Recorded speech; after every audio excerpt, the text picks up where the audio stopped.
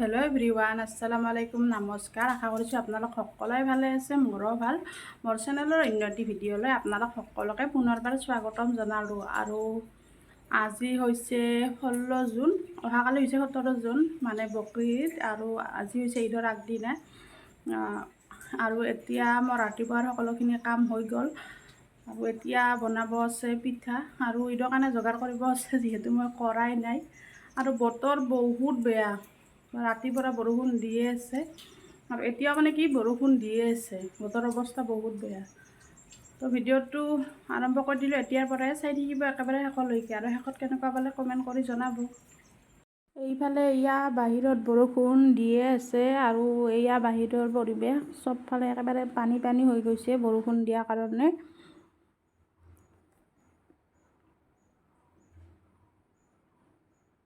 এয়া মই প্ৰথমতে বনালোঁ নিমকিখিনি, আৰু ইয়াৰে মই ৰেচিপি দি থকা নাই, যিহেতু নিমকি বনাব চবে জানে, আৰু ইয়াতে কালজিৰা দিব লাগিছিল, কিন্তু মোৰ ওচৰত নাই কাৰণে দিয়া নহ'ল।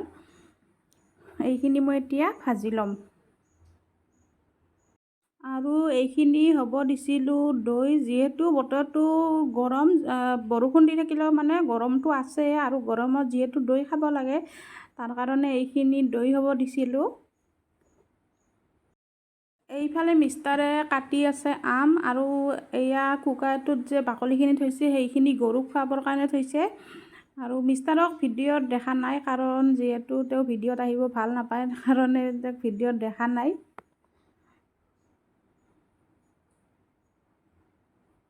এইফালে মোৰ নিমকিখিনি ভজা হৈ গ'ল, আৰু এইবাৰ মই বস্তু একেবাৰে কমকৈ বনাইছোঁ, বেছি একো বনোৱা নাই। আৰু এয়া নিমকিও মই কমকৈয়ে বনাইছিলোঁ, আৰু এইখিনি ভজা হৈ গ'ল। এতিয়া এইখিনি অলপ ঠাণ্ডা হ'বলৈ দিছোঁ।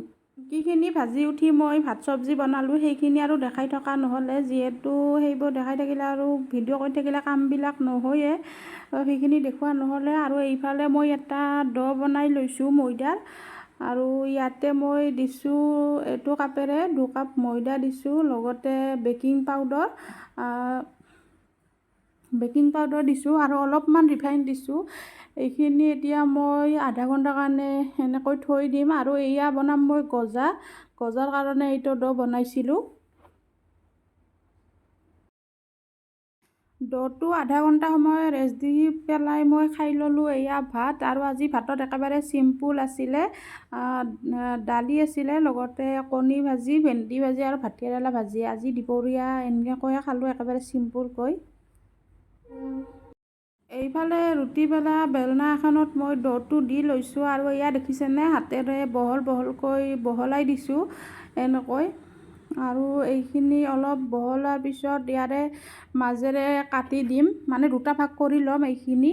আৰু এনেকৈ এয়া দেখিছেনে, মাজেৰে কাটি দিলোঁ, 2টা ভাগ কৰি দিলোঁ। তাৰে পিছত এইটো ভাগৰ ওপৰত এইটো ভাগ দি দিম, দি পেলাই ছাইডকেইটা ভালকৈ মাৰি দিব লাগিব, নহ'লে ছাইডকেইটা ৰিফাইনত ভাজিলে মানে কি ফাটি যাব পাৰে। এয়া দেখিছেনে, ছাইডবিলাক ভালকৈ মাৰি দিলোঁ। আৰু এনেকৈ 7-8 বাৰ কৰিব লাগিব। 7-8 বাৰ কৰিলে মানে কি হ'ব, গজাকেইটা ধুনীয়া হ'ব খাবলৈ। এইবাৰ মানে কি মই তেনেকৈ একো বনোৱাও নাই, যিহেতু বতৰো বহুত বেয়া, আৰু বেয়া বতৰত মানে একো কৰিব মনো নাযায় এনেকুৱা বতৰত। আৰু এইবাৰ আৰু নাৰিকলৰ পিঠাও বনোৱা নহ'লে, যিহেতু গৰম কাৰণে নাৰিকলবিলাক গোন্ধ ওলাই যায়, বেছি দিন নাথাকে, তাৰ কাৰণে নাৰিকল পিঠাও নবনালোঁ। আৰু এইফালে দেখিছেনে, এয়া আৰু মই মাজেৰে কাটি দিলোঁ। এনেকৈ 7-8 বাৰ কৰি ল'ম, তেতিয়াহে গজাকেইটা ধুনীয়া হ'ব।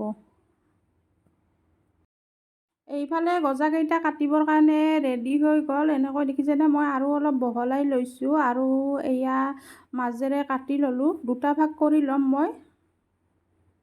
এয়া দেখিছেনে, মাজেৰে কাটি ল'লোঁ। তাৰে পিছত সৰু সৰুকৈ পিচ কৰি কাটি ল'ম।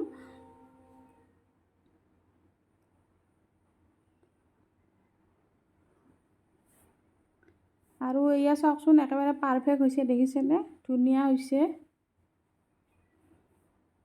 এতিয়া এনেকৈ সৰু সৰুকৈ পিচকৈ কাটি লওঁ। আপোনালোকে যেনেকুৱা আকাৰত কাটিব খোজে তেনেকুৱা আকাৰত কাটিব পাৰে। মই বেছি ডাঙৰ কৰা নাই, যিহেতু ভাজিলে মানে এই গজাকেইটা ডাঙৰ হৈ যাব তেলত ভজাৰ পিছত। তাৰ কাৰণে মই এয়া সৰু সৰুকৈ কাটি লৈছোঁ।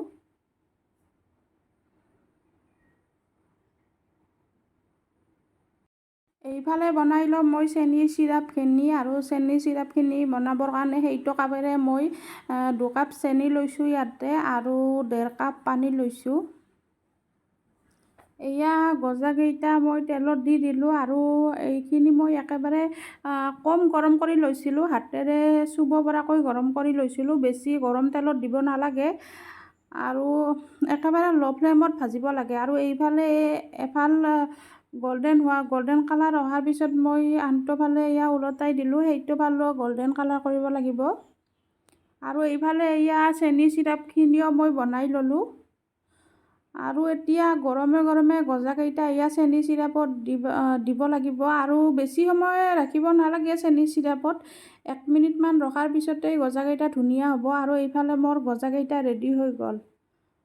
হেল্ল' এভৰিৱান, এতিয়া সময় হৈছে গধূলিয়ে হ'বৰ হ'ল, মানে 5:30 বাজিল, আৰু মোৰ বাকী কামটো হৈ গ'ল। কিন্তু এতিয়া আছে গুড়া খুন্দিব আছে, মানে ৰাতিপুৱাৰ পৰা ৰেষ্টে পোৱা নাই। আৰু এইফালে কাপোৰবিলাক চব ঘৰৰ ভিতৰত মেলি দিছোঁ, যিহেতু বাহিৰত মানে পুৱাৰ পৰা বৰষুণ দি আছিল। বতৰৰ অৱস্থা একেবাৰে ভাল নহয়, তাৰ কাৰণে এয়া চব ঘৰৰ ভিতৰত মেলি থৈ দিছোঁ কাপোৰ। তো চাই থাকিব ভিডিঅ'টো। এয়া মই আপোনালোকক লগ পাই আছোঁ একেবাৰে ৰাতি 9টা বজাত, আৰু টিউশ্যন আহিছিলে, টিউশ্যন কৰিলোঁ। তাৰপিছত মিষ্টাৰৰ কাৰণে ভাত বনাই থলোঁ। আৰু এতিয়া মই যিহেতু ৰাতিপুৱা ভজা পিঠা বনাম, মানে পিছদিনাখন ৰাতিপুৱা, তাৰ কাৰণে ৰাতিতে এয়া গুড়াখিনি, মানে চাউলৰ গুড়িখিনি গুলি থৈ দিম ভজা পিঠা বনাবৰ কাৰণে। আৰু এয়া মই ইয়াতে লৈছোঁ চাউলৰ গুড়ি আৰু ময়দা, লগতে অলপ নিমখ দিছোঁ। আৰু বেকিং পাউডাৰ মই এতিয়াই দিয়া নাই, বেকিং পাউডাৰ একেবাৰে শেষত দিম। মানে এতিয়া যদি বেকিং পাউডাৰ দি দিওঁ তেনেহ'লে পিঠাকেইটা বেছি ভাল নহ'ব। আৰু এইফালে মই মিঠৈখিনি পানীত উতলাই লৈছিলোঁ, আৰু মিঠৈখিনি মই চেকি দিছোঁ, কাৰণ যিহেতু মিঠৈত বালি থাকে, তাৰ কাৰণে মিঠৈখিনি চেকি দিছোঁ। আৰু এয়া ভজা পিঠাৰ গুড়িখিনি মানে যিমান সময় ৰাখিব পাৰি গুলি পেলাই, পিঠাকেইটা ইমানেই ভাল হয়। সেইকাৰণে মই এয়া ৰাতিটো ভজা পিঠাৰ গুড়িখিনি এনেকৈয়ে থৈ দিম, আৰু ৰাতিপুৱাহে পিঠাকেইটা বনাম। আৰু আজিৰ ভিডিঅ'টো ইমানখিনিয়ে আছিলে। যদি ভিডিঅ'টো ভাল লাগিছে প্লিজ লাইক কৰিব, শ্বেয়াৰ কৰিব, আৰু মোৰ চেনেলটোত যদি নতুনকৈ কোনোবা চাই আছে চেনেলটো ছাবস্ক্ৰাইব কৰি দিব। ভিডিঅ'টো চোৱাৰ বাবে বহুত বহুত ধন্যবাদ।